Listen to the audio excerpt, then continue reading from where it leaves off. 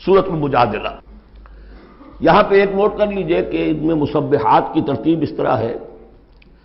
ایک مسبحات میں سے ام المسبحات سورہ حدید، پھر ایک ہے بغیر مسبح تسبیح کے، پھر ایک صورت آئے گی پھر مسبحات میں سے سورہ حشر، پھر ممتحنہ آ جائے گی بغیر تسبیح کے. پھر ان 10 صورتوں کے اندر جو اہم ترین جوڑا ہے، مرکز ان کا، وہ سورہ صف اور سورہ جمعہ دونوں مسبحات سے شروع ہوں گی. پھر ایک خالی، پھر مسبحات میں سے تغابن، پھر دونوں ایک جوڑا ہے کہ جو بغیر مسبحات کے ہیں، سورہ طلاق اور سورہ تحریم. مرکز کیا ہے ان کا 10 میں سے؟ 4 ادھر 4 ادھر، درمیان میں سورہ صف، سورہ جمعہ.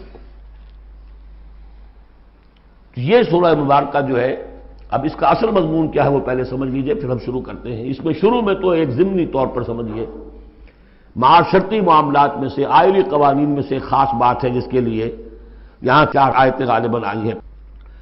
اس کے بعد جو سورہ حدید کا مرکزی مضمون تھا، اللہ کا دیا ہوا نظام عدل و قسط قائم کرنا،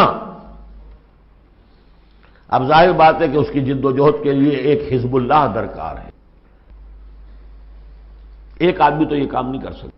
ایک آدمی کر سکتا تو حضرت موسیٰ علیہ السلام پر وہ حسرت کیوں طاری ہوتی ہے جب پوری قوم نے جواب دے دیا تھا فَاذْهَبْ أَنْتَ وَرَبُّكَ فَقَاتِلَا إِنَّا هَاهُنَا قَاعِدُونَ. ایک نہیں 4 تھے وہ، حضرت موسیٰ بھی تھے، حضرت ہارون بھی تھے. رب انی لا املک الا نفسی واخی فافرق بیننا وبین القوم الفاسقین، یاد ہے یا نہیں؟ پھر 2 اور تھے، پھر ان کے یوشع ابن نون بھی تھے اور کالب بن یفنہ بھی تھے. 4 تھے، لیکن 4 سے تو نہیں ہوتا. جماعت چاہیے نظام کو بدلنے کے لیے، باطل کو کہ جڑ کو اکھیڑنے کے لیے. وہ جماعت جو ہے حزب اللہ کہلاتی ہے. لیکن ظاہر بات ہے شیطان بھی بیٹھا نہیں رہے گا. It is not going to take it lying down. ٹھیک ہے، آپ کو واک اوور دے دے گا، جائیے جی آپ چلا اپنا دین حق قائم کر لیجیے. شیطان اور شیطان کا لاؤ لشکر، اس کے چیلے چانٹے، اس کے ایجنٹ، وہ ہے حزب الشیطان. اس سورہ مبارکہ میں اب حزب اللہ اور حزب الشیطان کا تقابل آئے گا، اور حزب اللہ کے کارکنوں کو کچھ ہدایات دی جا رہی ہیں کہ یہ شیطان تمہارے اندر بھی رکھنے پیدا کرنا چاہتا ہے، کس طریقے سے اس کو روکو. جیسے سورہ حجرات میں ہم نے دیکھا، تمسخر ایک دوسرے کا نہ کرو، ایک دوسرے کی غیبت نہ کرو، سوء ظن سے کام نہ لو. وہ یاد ہے، کسی کے نام چڑھانے والے نہ رکھ لو. وہ ساری ہدایات.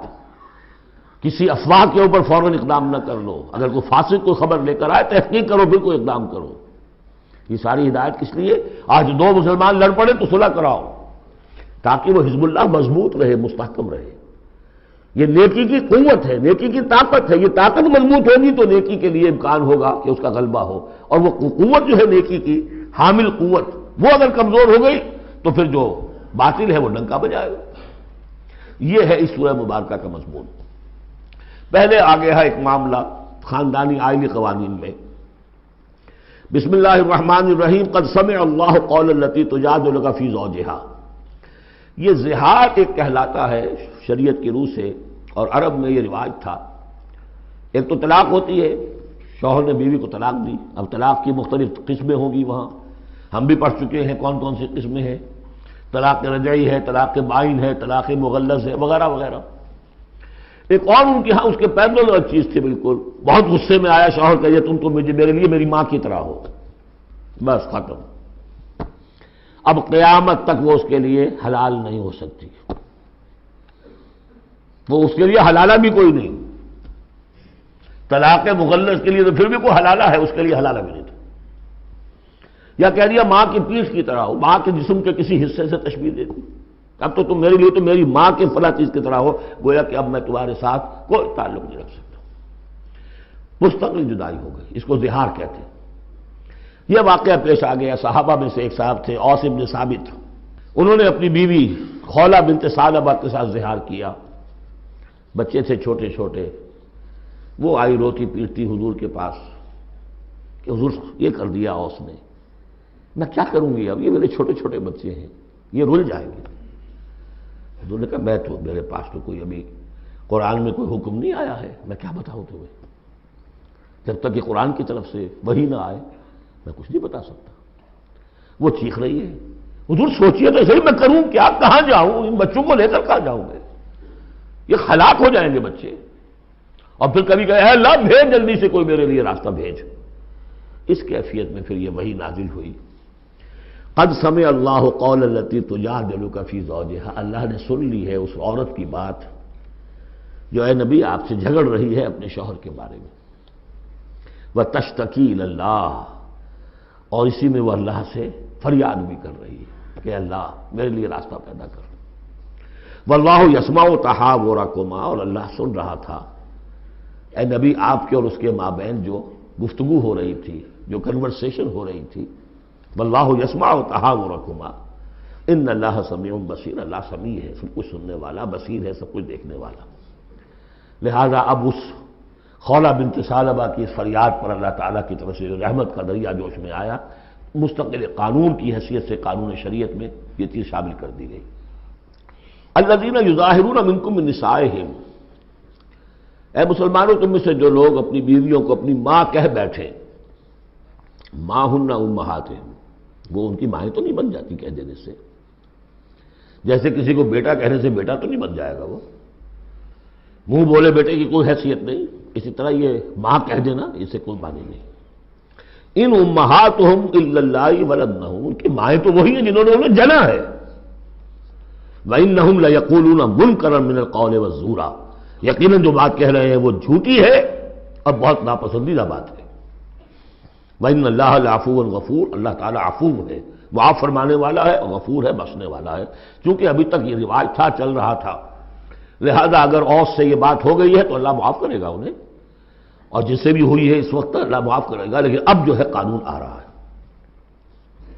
والذین یظاہرون من نسائہم ثم یعودون لما قالوا، وہ لوگ کہ جو اپنی بیویوں کو اپنی ماں سے یا اپنی ماں کے جسم کے کسی حصے سے تشبیہ دے بیٹھے اور پھر وہ لوٹنا چاہیں، اعادہ کرنا چاہیں لما قالوا، جس بات کو انہوں نے کہا تھا اس سے واپس آنا چاہیں، فتحریر رقبۃ من قبل ان یتماسا، تو ایک غلام کو آزاد کرنا ہوگا اس سے پہلے کہ وہ آپس میں ایک دوسرے کو مس کریں۔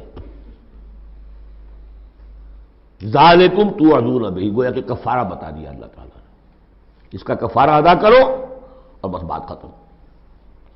ذالکم توعدون، یہی ہے جس کا کہ تمہیں واعظ کہا جا رہا ہے، نصیحت کی جا رہی ہے، ہدایت دی جا رہی ہے۔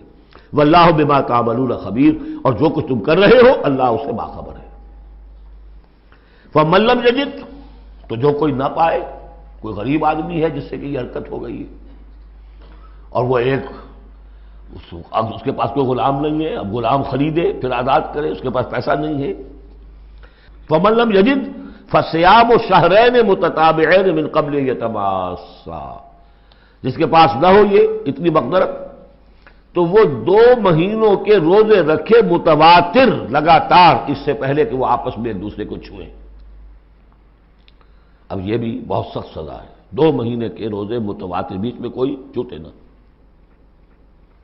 فمن لم یستطع، ایسا بھی ہو سکتا ہے کسی میں اتنی ہمت نہ ہو، کوئی اتنا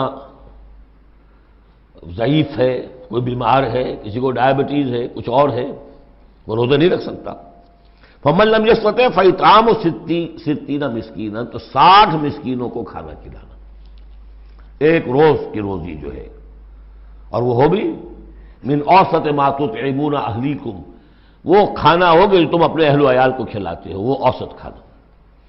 ذالک لتؤمنوا باللہ ورسولہ، یہ اس لیے ہے تاکہ تم یقین کرو اللہ پر، اس کے رسول پر۔ میں کافی عرصے تک اور کافی تلاش بھی میں نے کیا کہ اس کا مفہوم کیا ہے، یہ تمہیں دیا جا رہا تاکہ تم ایمان رکھو اللہ پر، اس کے رسول پر، کیا مطلب ہوا؟ بات سمجھ میں آ گئی۔ واقعہ یہ کہ جب کوئی شخص کفارہ ادا کرتے ہوئے یہ سختی جھیلتا ہے اس خیال کے ساتھ کہ اللہ کا قانون ہے، تو اس کے ایمان میں اضافہ ہوتا ہے، یقین بڑھے گا، اس کو مشقت کر رہا ہے۔ جیسے کہ ایمان سے عمل صالح پیدا ہوتا ہے، عمل صالح سے بھی ایمان پیدا ہوتا ہے۔ یہی بات سورہ حجرات میں ہم دیکھ آئے تھے، یمنون علیک ان اسلموا قل لا تمنوا علی اسلامکم بل اللہ یمن علیکم ان ہداکم للایمان ان کنتم صادقین۔ ایمان کے راستے پر اللہ تمہیں لے آیا ہے، اسلام میں داخل ہو گئے ہو تو ایمان تک بھی پہنچ جاؤ گے، اور یہ اللہ کا بڑا احسان مانو۔ تو فرمایا ذالک لتؤمنوا باللہ ورسولہ، یہ اس لیے ہے تاکہ تم ایمان پوری طرح تمہارے اندر ایمان اور راسخ ہو جائے اللہ پر اور اس کے رسول پر۔ وتلک حدود اللہ، یہ اللہ کی حدود ہے۔ وللکافرین عذاب علیم، اور کافروں کے لیے بہت دردناک عذاب ہے۔ ان الذین یحادون اللہ ورسولہ کبتوا کما کبت الذین من قبلہم وقد انزلنا آیات بینات وللکافرین عذاب مہین۔ صدق اللہ العظیم۔ جیسا کہ میں عرض کر چکا ہوں، سورہ حدید میں اللہ تعالیٰ کے لائق دیے ہوئے نظام عدل و قسط کے قیام کو، انبیاء کرام کی بعثت، کتابوں کے نزول اور جو میزان اللہ نے عطا فرمائی ہے اس کا مقصد قرار دیا گیا۔ ظاہر بات ہے کہ اس نظام عدل و قسط کو قائم کرنے کے لیے ایک جد و جہد، ایک سعی کرنی پڑے گی، اور اس میں یقیناً رکاوٹ ڈالی جائے گی ان لوگوں کی طرف سے کہ جو ایک غیر عادلانہ نظام میں مفادات اٹھا رہے ہوں، جن کو کہ کچھ پریولیجز حاصل ہوں۔ مثلا فرض کیجئے کسی معاشرے کے اندر سیاسی ریپریشن ہے، جبر ہے، ظاہر بات ہے کہ وہ ڈکٹیٹر ہیں، کچھ لوگ ہیں کہ جنہوں نے دوسرے لوگوں کو دبایا ہوا ہے، وہ کبھی پسند نہیں کریں گے کہ لوگوں کو ان کے حقوق مل جائیں۔ یا کسی معاشرے کے اندر زیادہ نمایاں چیز جو ہے وہ معاشی استحصال ہے، اکنامک ایکسپلائٹیشن ہے۔ نتیجہ کیا ہوگا کہ ایک طبقہ ہوگا غرباء کا، ہیو ناٹس کا، ایک ہوگا ہیوز کا۔ وہ ہیوز والے جو ہیں کبھی نہیں چاہیں گے کہ نظام بدلے، وہ رجسٹ کریں گے ٹوتھ اینڈ نیل۔ لہذا ایک کشاکش، ایک تصادم ناگزیر ہے۔ اس تصادم کے لیے دو گروہ نمایاں ہوتے چلے جائیں گے، ایک جو اللہ کے دین کے پر ایمان رکھنے والے اور جنہوں نے اپنی زندگیوں کو اس کام کے لیے وقف کر دیا ہو کہ اللہ کے دین کو نافذ کریں، دوسرے وہ کہ جو اس کی مخالفت کریں گے۔ اب ان دونوں کی کشاکش اور دونوں کے لیے علیحدہ علیحدہ عنوان ہیں جو تجویز کیے جا رہے ہیں سورہ مجادلہ میں۔ ارشاد ہوا ان الذین یحادون اللہ ورسولہ، یہ یحادون یہ بھی حدید سے ہی بنا ہے، محاددہ باب مفاعلہ، جیسے جوہد سے مجاہدہ تو محاددہ مقاتلہ باب مفاعلہ، یعنی سخت مخالفت، پوری طاقت کے ساتھ مخالفت۔ یقیناً وہ لوگ جو پوری قوت کے ساتھ مخالفت کرنے پر تل گئے ہیں اللہ کی اور اس کے رسول کی، اور ظاہر بات ہے کہ اللہ اور اس کے رسول سے مراد اللہ کا دین ہے۔ اللہ تعالیٰ کی ایک تکوینی حکومت تو پوری دنیا میں ویسے ہی قائم ہے، اللہ کی کوئی کیا مخالفت کرے گا؟ اللہ کے رسول صلی اللہ علیہ وسلم سے بھی ذاتی پرخاش کسی کو کچھ نہیں تھی، کوئی ذاتی چپقلش نہیں تھی، جیسا کہ سورہ انعام میں ہم نے پڑھا ہے وَلَٰكِنَّ الظَّالِمِينَ بِآيَاتِ اللَّهِ يَجْحَدُونَ، یہ تو اللہ کی آیات کا انکار کر رہے ہیں۔ اے نبی جنگ آپ سے نہیں ہے ان کی، وہ تو ہمارے دین سے ہے۔ تو یعنی وہ لوگ کہ جو پوری قوت کے ساتھ مقابلہ کر رہے ہیں، مخالفت کر رہے ہیں اللہ کی اور اس کے رسول کی، یعنی اس کے دین کی اور اس کے دین کے قیام کی۔ دین بھی اگر رکھا رہے کتابوں میں لکھا ہوا اور مزید پی ایچ ڈیز اس پہ آپ کرتے رہیے، کتابیں لکھتے رہیے، تو انہیں کوئی اعتراض نہیں، لیکن جب آپ یہ کہیں گے کہ اس دین کو قائم کرنا ہے تو یہ ہے بات کہ جو بہرحال ٹھنڈے پیٹوں برداشت نہیں کی جا سکتی۔ ان الذین یحادون اللہ ورسولہ کبتوا کما کبت الذین من قبلہم، وہ خار ہو گئے، تباہ ہو گئے جس طریقے سے کہ ان سے پہلے کے لوگ تباہ ہوئے تھے۔ یعنی یہ کہ جیسے قوم فرعون تباہ ہوئی، قوم نوح تباہ ہوئی، قوم ہود تباہ ہوئی، جس نے بھی مخالفت کی اللہ کی اور اس کے رسول کی، ان کا جو انجام ہوا وہ تمہیں معلوم ہے۔ وقد انزلنا آیات بینات، اور ہم اتار چکے ہیں روشن آیات، یعنی مکی صورتوں میں یہ سارے واقعات آ چکے ہیں۔ بڑی بڑی قومیں جو تم سے کہیں بڑھ کر، اے قریش اور اے عرب کے مشرکوں، تم سے کہیں بڑھ کر زیادہ طاقتور تھے، ان کو ہم نے ہلاک کیا۔ وللکافرین عذاب مہین، یہ تو دنیاوی عذاب تھا جو ان پر آیا، ابھی ان کے لیے عذاب مہین جو ہے ذلت والا عذاب آخرت کے اندر ہے۔ یوم یبعثہم اللہ جمیعا فینبئہم بما عملوا، جس دن کہ اللہ تعالیٰ ان سب کو اٹھائے گا بعث بعد الموت، اور پھر انہیں جتلا دے گا جو انہوں نے عمل کیے تھے۔ احصاہ اللہ ونسوہ، اللہ نے تو ان کو محفوظ رکھا ہوا تھا، ان کا ریکارڈ تھا، ایک ایک عمل ان کا جو ہے وہاں پر موجود تھا۔ ونسوہ، وہ بھول بھی چکے تھے کہ انہوں نے کیا کیا زیادتیاں کی ہیں، کیا کیا حرام خوریاں کی ہیں، وہ تو بھول چکے تھے۔ واللہ علی کل شیء شہید، اور اللہ تعالیٰ تو ہر چیز پر گواہ ہے، خود نگران ہے۔ الم تر ان اللہ یعلم ما فی السماوات و ما فی الارض، کیا تم نہیں دیکھتے کہ اللہ تعالیٰ تو جانتا ہے جو کچھ بھی ہے آسمانوں میں اور جو کچھ بھی ہے زمین میں۔ ما یکون من نجوا ثلاثۃ الا هو رابعهم، نہیں ہوتے کبھی بھی تین آدمی سرگوشیاں کرتے ہوئے مگر یہ کہ ان کا چوتھا اللہ ہوتا ہے۔ جماعتی زندگی میں ایک بڑا فتنہ پیدا ہو جاتا ہے کہ گروپ بندی ہو جائے، اور پھر وہ گروپس جو ہیں خفیہ جو ہے چیمیں گوئیاں شروع کر دیں۔ ایک جماعت ہے، اس جماعت میں ظاہر بات ہے اختلاف رائے بھی ہو سکتا ہے، لیکن اختلاف رائے کے لیے جو فورم ہے جہاں اختلاف رائے کا اظہار ہونا چاہیے وہاں اختلاف کیا جائے، اس کے قواعد و ضوابط کو ملحوظ رکھتے ہوئے۔ اس کی بجائے پرورٹڈ ذہنیت جو ہوتی ہے، تخریبی ذہنیت ہوتی ہے، وہ یہ ہے کہ اپنی ایک علیحدہ سی لابی بنا کر اور اپنے ہی مشورے کر رہے ہیں، گفتگویں کر رہے ہیں، تاکہ اپنے خیال میں تو اور پختہ سے پختہ ہوتے چلے جائیں۔ اگر عام ڈائیلاگ ہو تو اس میں تو پورا موقع ہوتا ہے کہ آج آپ کو کوئی خیال آیا ہے لیکن کل آپ کو اس کی غلطی آپ پر واضح ہو جائے، اور جو دوسرا خیال ہے آپ اس کے قائل ہو جائے کہ نہیں وہ بات واقعی میری سمجھ میں نہیں آئی تھی، اب سمجھ میں آ گئی ہے۔ لیکن اگر اس کی بجائے اوپن ڈائیلاگ کی بجائے اگر یہ خفیہ سرگوشیاں شروع ہو جائیں تو یہ گویا کہ پھر اس جماعت کے لیے یہ ایک بہت بڑا یوں سمجھیے کہ سم میں قاتل ہے، زہر ہے، مہلک زہر ہے، تو اس کا ذکر ہو رہا ہے۔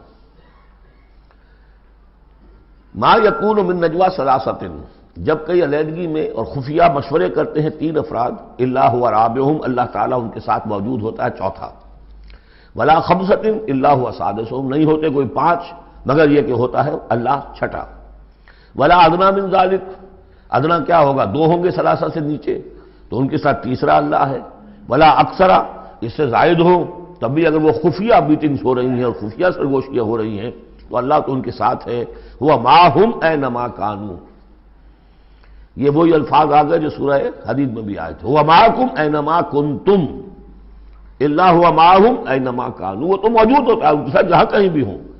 ثم ینبئہم بما عملوا، پھر ان کو بتا دے گا، جتلا دے گا جو کچھ کہ انہوں نے عمل کیا تھا قیامت کے دن۔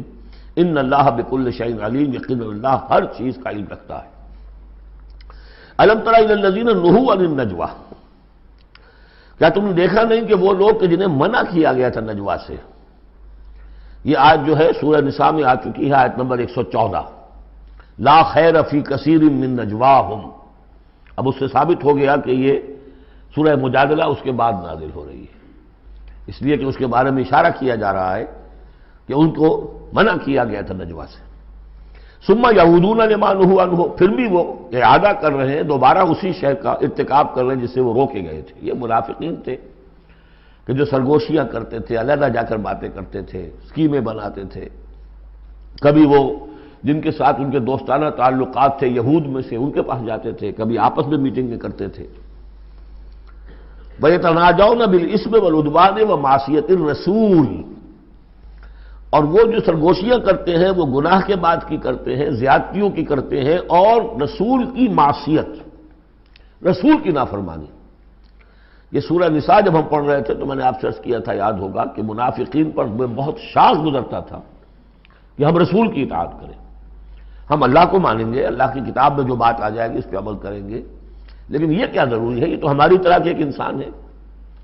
پھر ہم سورہ قتال میں دیکھ چکے ہیں کہ انہوں نے از خود ایک مہم جوئی شروع کر دی ہے، کیا ضرورت تھی، یہ چھیڑ چھاڑ کیوں کی قریش کے ساتھ، کیوں جنگوں کا سلسلہ شروع کیا، جس کے لیے کہ یہ مصیبت جو ہے بڑھتی چلی گئی۔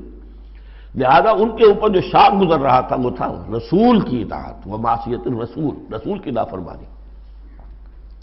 وَإِذَا جَاءُوكَ حَيَّوْكَ بِمَا لَمْ يُحَيِّكَ بِهِ اللَّهُ، اور جب وہ آپ کے پاس آتے ہیں تو آپ کو دعا وہ دیتے ہیں کہ جو اللہ نے آپ کو نہیں دی ہے۔ یہ ہم پڑھ چکے ہیں، سورہ نساء ہی میں یہ مضمون آیا تھا، تحیہ۔ عربوں کے ہاں سب سے بڑی دعا یہ تھی کہ حیاک اللہ، حیاتی ہوئے، اللہ تعالیٰ تمہاری زندگی دراز کرے، طویل کرے، اچھی زندگی دے. تو اس طرح کی بات ہے. لیکن وہ جب آتے تھے اس کے بعد اسلام میں اب جو گریٹنگز ہیں وہ السلام علیکم، لیکن وہ جب آتے تھے تو السلام علیکم جو السلام علیکم، سام کے معنی موت ہے. اے نبی آپ پر موت پڑے، اے مسلمانوں تم پر موت پڑے. لہذا وَإِذَا جَاءُوكَ حَيَّوْكَ بِمَا لَمْ يُحْيِكَ بِهِ اللَّهُ وَيَقُولُونَ فِي أَنفُسِهِمْ. اب دیکھیے نفسیاتی بات ہے. دل ہی دل میں وہ کہتے تھے پھر لولا يعذبنا الله بما نقول، اللہ ہمیں عذاب کیوں نہیں دے رہا ہمارے اس کہنے پر. اس کا کیا مطلب ہے؟ یہ رسول نہیں ہے. اگر رسول ہوتے تو ہماری اس گستاخی پر فوراً ہماری زبانیں کھینچ لیتا اللہ تعالیٰ. یہ ہے وہ چیز جس سے کہ ہم نے سورہ حدید میں دیکھا تھا کہ پھر وہ جو تھوڑی بہت پونجی ایمان کی ہوتی ہے وہ بھی برف کی طرح پگھلنی شروع ہو جاتی، زائل ہونی شروع ہو جاتی.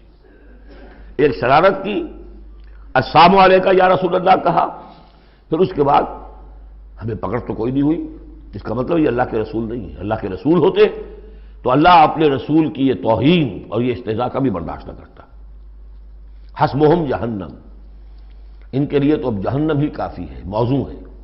یصلونہا، اس میں وہ داخل ہوں گے، فبئس المصیر، اور بہت برا ٹھکانہ ہے. یا ایھا الذین آمنوا اذا تناجیتم، اے اہل ایمان جب تمہیں کوئی سرگوشی کرنی ہو، علیحدہ جا کر بات کرنی ہو، فلا تتناجوا بالاسم والعدوان ومعصیۃ الرسول. تو دیکھو کسی گناہ کے کام کے لیے کوئی مشورہ ہو رہا ہے، اسکیم بن رہی ہے، کہیں کسی پر زیادتی کرنے کے لیے کوئی مشورہ کر رہا ہے خفیہ، یا رسول کی مخالفت، رسول کے احکام کی نافرمانی کی، یہ تمہاری سرگوشی کا موضوع نہیں ہونا چاہیے. وَتَنَاجَوْا بِالْبِرِّ وَالتَّقْوَىٰ، ہاں علیحدہ جا کر کسی کو کوئی بات سمجھانی ہے تو نیکی کی تلقین کرو، بھلائی کی تلقین کرو، صدقہ و خیرات کی تلقین کرو. وَاتَّقُوا اللَّهَ الَّذِي إِلَيْهِ تُحْشَرُونَ، اور دیکھو اس اللہ سے ڈرتے رہو، اس کا تقوی اختیار کرو جس کی طرف کہ تمہیں لازماً جمع کیا جائے گا. اِنَّمَا النَّجْوَىٰ مِنَ الشَّيْطَانِ، یہ نجوہ جو ہے یہ شیطانی عمل ہے، یہ شیطان کا کام ہے، یہ اس کی تحریک پر اور اسی کی طرف سے اس کے لیے تمہیں موٹیویشن ملتی ہے. لِيَحْزُنَ الَّذِينَ آمَنُوا، تاکہ اہل ایمان جو ہیں وہ رنجیدہ ہوں. ایک تو یہ کہ یہ ساری ان کی اسکیمیں جو ہوتی تھیں وہ اسی لیے ہوتی تھی مسلمانوں کو نقصان پہنچائیں. ظاہر بات ہے کہ نقصان پہنچے گا وقتی اور عارضی طور پر، تو طبع بشری کی بنا پر کچھ نہ کچھ رنج اور افسوس تو ہوگا. اور ایک اس میں اور بات بھی نفسیاتی یہ ہے کہ فرض کیجئے کہ آپ نے دیکھا 3-4 آدمی ادھر خسر پسر کر رہے ہیں، تو خواہ خواہ آپ کو خیال ہوتا ہے کہ یہ میرے بارے میں کوئی بات کر رہے ہیں، اور اس سے کہ آپ کی طبیعت پر ایک الٹا اثر ہوتا ہے. کبھی کبھی خاص طور پر ایسا بھی ہوتا ہے کہ آپ کی طرف کسی نے دیکھ بھی لیا مسکرا کے، اور یہ در حقیقت انہیں ستانے کے لیے، چڑھانے کے لیے. لِيَحْزُنَ الَّذِينَ آمَنُوا، تاکہ اہل ایمان جو ہے وہ حزن سے دو چار ہوں، دلگیر ہوں، دل گرفتہ ہوں. وَلَيْسَ بِضَارِّهِمْ شَيْئًا، حالانکہ یہ شیطان کوئی ضرر نہیں پہنچا سکتا انہیں کچھ بھی، إِلَّا بِإِذْنِ اللَّهِ، مگر اللہ کے اذن سے. اللہ کی طرف سے کوئی آزمائش آنی ہے تو آئے گی، کوئی روک نہیں سکتا، لیکن شیطان اپنے ارادے سے، اپنے اختیار سے کوئی ضرر نہیں پہنچا سکتا. وَعَلَى اللَّهِ فَلْيَتَوَكَّلِ الْمُؤْمِنُونَ، اور اہل ایمان کو توکل کرنا چاہیے صرف اللہ پر. اہل ایمان کا توکل اور بھروسہ یہ کچھ نہیں ہوگا ان کے کیے، تم اپنا فرض ادا کرو، اللہ تعالیٰ تمہارے ساتھ ہے. یا ایھا الذین آمنوا اذا قیل لکم تفصحوا فی المجالس فافصحوا یفصح اللہ لکم. یہ بھی ان منافقین کا طرز عمل تھا کہ مجالس میں جب حضور کی عام مجلس ہے تو اس میں 3-4 آدمی ذرا قریب ہو کر ایک گچھا سا بن کر بیٹھے ہوئے ہیں، اور جو بات ہو رہی ہے حضور فرمائے ساتھ ساتھ کوئی فقرے بھی چست کرتے جا رہے ہیں. پھر یہ کہ وہ علیحدہ بیٹھتے تھے کہ ہمارے فقرے یہ سچے مسلمان نہ سن لے کہیں، تب تو پکڑ ہو جائے گی ہماری. تو گویا کہ ایک گچھا سا بن کر وہ بیٹھے ہوئے ہیں، بہت قریب قریب ہو کر، اپنا ایک علیحدہ سالقہ بنا کر. تو اس کے لیے اگر ان سے کہا جائے کھل کر بیٹھو، اس طریقے سے یہ جگہ جگہ پر علیحدہ گروپ بنا کر نہ بیٹھو، کھل کر بیٹھو، معلوم ہو کہ ایک اجلاس ہے، ایک اجتماع ہو رہا ہے. فافصحوا، تو تم کھل کے بیٹھا کرو، اللہ تعالیٰ تمہارے لیے کشادگی پیدا کر دے گا. بڑی عمدہ انداز ہے نصیحت کا. وَإِذَا قِيلَ انشُزُوا فَانشُزُوا يَرْفَعِ اللَّهُ الَّذِينَ آمَنُوا مِنكُمْ، اور جب کہا جائے کہ اٹھ کھڑے ہو تو چلے جایا کرو، اٹھ جایا کرو. یہ بھی ہوتا تھا کہ ایک میٹنگ ہے، مشورہ ہے، گفتگو ہوئی ہے، کوئی مسئلہ طے ہو گیا ہے، اب ہمیں اقدام کرنا ہے، یہ فیصلہ کرنا ہے. اب یہ کہ جب مجلس برخاست ہوگی وہ بیٹھے ہوئے وہیں پر کچھ ایک گروپ بنا کر اب اس کے اوپر تبصرے ہو رہے ہیں. یہ بھی در حقیقت بحیثیت مجموعی جماعت کے اندر ایک سوء ظن کی سی فضا پیدا کرنے والی شے ہے. اب جب اجتماع تھا بیٹھے تھے اجتماع ختم ہو گیا اب جائیے. جب کہا جائے کہ اٹھ جاؤ تو اٹھ جایا کرو, اٹھ کھڑے ہوا کرو. یرفع اللہ الذین آمنوا منکم, اللہ تعالیٰ تم میں سے جو واقعی اہل ایمان ہے ان کے درجات بلند کرے گا. والذین اوتوا العلم درجات, اور جن کو اللہ تعالیٰ نے علم دیا ہے, حقیقی علم دیا ہے, ان کے درجات بلند کرے گا. واللہ بما تعملون خبیر, اور اللہ تعالیٰ جو کچھ تم کر رہے ہو اس سے باخبر ہے. یا ایھا الذین آمنوا اذا ناجیتم الرسول فقدموا بین یدی نجواکم صدقہ. اہل ایمان جب تم رسول سے کوئی تنہائی میں بات کرنا چاہو تو ذرا اپنی اس علیحدگی کی بات سے پہلے کچھ صدقہ دیا کرو. اب اس کا بھی پس منظر سمجھیے, یہ چیزیں سمجھ میں نہیں آ سکتی اگر جماعتی ایک شکل سامنے نہ ہو اور اس میں ایک جد و جہد کی شکل. ہوتا کیا ہے کہ کچھ لوگ وہ اپنی حضور سے قرب ظاہر کرنے کے لیے اور اپنی حیثیت کو علیحدہ ممیز کرنے کے لیے, حضور ذرا مجھے آپ سے علیحدگی میں بات کرنی ہے تاکہ لوگ دیکھ لیں یہ کوئی بڑا چودھری ہے, بڑا اہم آدمی ہے, یہ علیحدگی میں جا کے بات کر رہا ہے, تو بڑا یعنی یہ کہ حضور کو بھی اس پر اعتماد ہے, اور وہ اپنی ایک نمایاں حیثیت ظاہر کرنے کے لیے.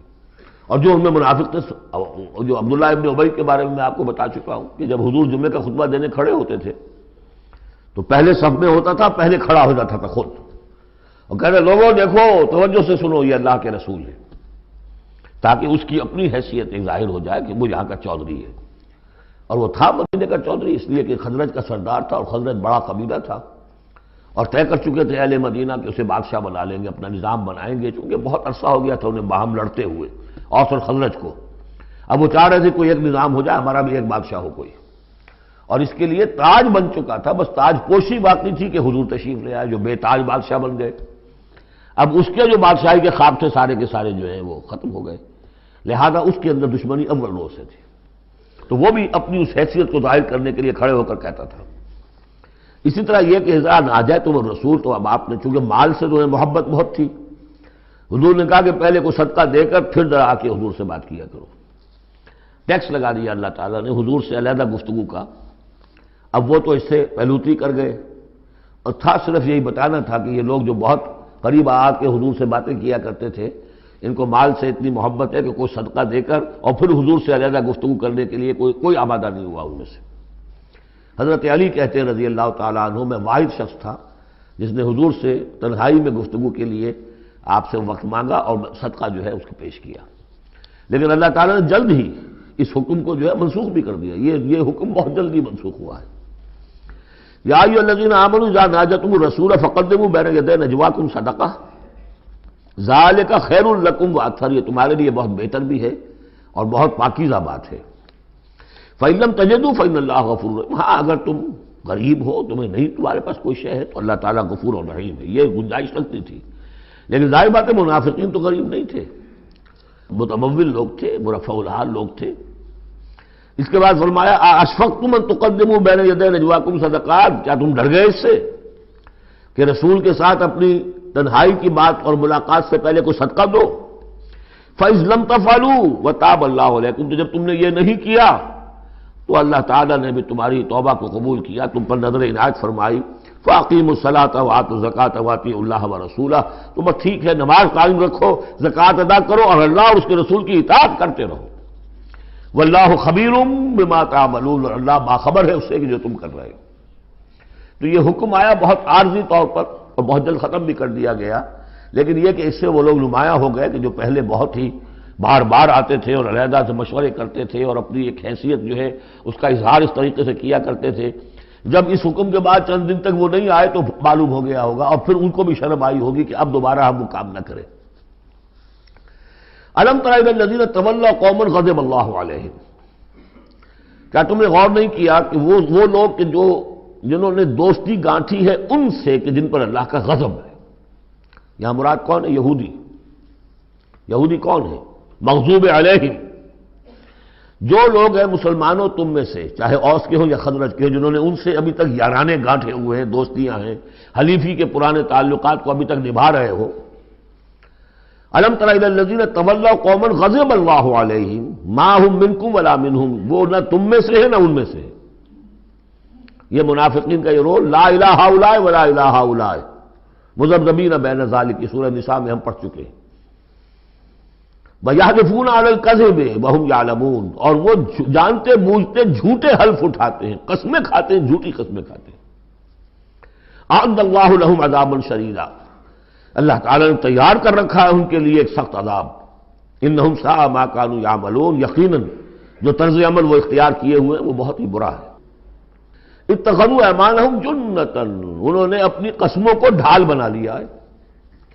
جہاں کسی بات پر گرفت ہوئی، خدا کی قسم، اللہ گواہ ہے یہ معاملہ یوں نہیں تھا، یوں تھا۔ اب دوسرا شخص جو ہے شریف مسلمان ہے، وہ مروت میں آ کے اللہ کی قسم کھا رہا ہے تو کم سے کم چپ تو ہو جاتا تھا، اب میں کیا کروں؟ لہذا انہوں نے قسموں کو اپنی ڈھال بنا لیا۔ فصدوا عن سبیل اللہ، تو وہ رکتے بھی ہیں روکتے بھی ہیں اللہ کے راستے سے۔ فلہم عذاب مہین، تو ان کے لیے اہانت آمیز عذاب ہے۔ لن تغنی عنہم اموالہم ولا اولادہم من اللہ شیئا، ان کے کچھ کام نہیں آئیں گے، نہ ان کے اموال نہ ان کی اولادیں، مل اللہ کے مقابلے میں کچھ بھی۔ اولئک اصحاب النار، یہ حقیقتاً جہنمی ہیں، ہم فیہا خالدون، اور اس میں ہمیشہ ہمیشہ رہیں گے۔ ایک بظاہر کون ہے؟ بظاہر تو محمد کے ماننے والے ہیں صلی اللہ علیہ وسلم۔ منافق کون تھے؟ اسلام کا دم بھرتے تھے، کہتے تھے ہم مسلمان ہیں۔ جو سورہ منافقون آئے گی اسی سلسلے میں، قسمیں کھاتے تھے، اذا جاءک المنافقون قالوا نشهد انک لرسول اللہ واللہ یعلم انک لرسولہ واللہ یشہد ان المنافقین لکاذبون۔ یہ منافق جو کہہ رہے ہیں جھوٹ کہہ رہے ہیں، حالانکہ بات تو کہہ رہے ہیں سچی ہے کہ آپ اللہ کے رسول ہیں، بات سچی کہہ رہے ہیں لیکن ہیں جھوٹے، اس لیے کہ ان کے دل میں آپ پر ایمان نہیں ہے۔ یوم یبعثہم اللہ جمیعا، جس دن کہ اللہ تعالیٰ ان سب کو اٹھائے گا، فَيَحْلِفُونَ لَهُ كَمَا يَحْلِفُونَ لَكُمْ، تو وہ اللہ کے سامنے بھی اسی طرح کی جھوٹی قسمیں کھائیں گے جیسے کہ آج تمہارے سامنے کھا رہے ہیں۔ یعنی یہ کہ ان کی عادت جھوٹی قسمیں کھانے کی اتنی پختہ ہو جائے گی کہ تمہارے سامنے جس طرح کی جھوٹی قسمیں کھاتے ہیں، ایسی جھوٹی قسمیں اللہ کے سامنے کھائیں گے، وہاں بھی جا کر یہ چوکنے والے نہیں۔ یحلفون لکم، جیسے تمہارے یہ قسمیں کھاتے ہیں، یحسبون انہم علی شیء، اور سمجھیں گے کہ ہم ہیں کسی نہ کسی بات پر، ہماری بھی کوئی حیثیت ہے، بہرحال ہم نے بھی کچھ نہ کچھ تو کام کیا تھا، ہم نے نمازیں پڑھی تھی، ہم نے روزے رکھے تھے، ہم نے آخر ایک وقت میں ہم اسلام قبول کیا تھا ہم نے۔ وَيَحْسَبُونَ أَنَّهُمْ عَلَىٰ شَيْءٍ أَلَا إِنَّهُمْ هُمُ الْكَاذِبُونَ، آگاہ ہو جاؤ کہ وہ حقیقت میں جھوٹے ہیں۔ استحوذ علیہم الشیطان، شیطان نے ان کو اپنے قابو میں کر لیا ہے، شیطان نے قابو پا لیا ہے ان پر۔ فَأَنسَاهُمْ ذِكْرَ اللَّهِ، اور انہیں غافل کر دیا ہے، بھلا دیا ہے انہیں اللہ کی یاد۔ اولئک حزب الشیطان، جان لو کہ یہ ہے شیطان کی پارٹی۔ یعنی شیطان کی پارٹی جو ہے، ایک تو وہ ہے کہ جو کھلم کھلا سامنے سے وار کرنے والے ہیں، مشرکین مکہ تھے، کھلم کھلا جو بھی کر رہے تھے حضور کے خلاف، کھلم کھلا اقدام تھا ان کا۔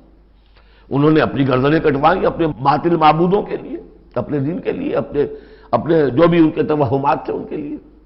ایک یہ تھے یہودی، اور تیسرے تھے جو مسلمانوں کے اندر یہ ففتھ کالمسٹ عنصر جو تھا، کہ جو منافقین پر مشتمل تھا۔ ان کا اور معاملہ کھل کر آئے گا مزید اگلی صورت میں، سورہ حشر میں۔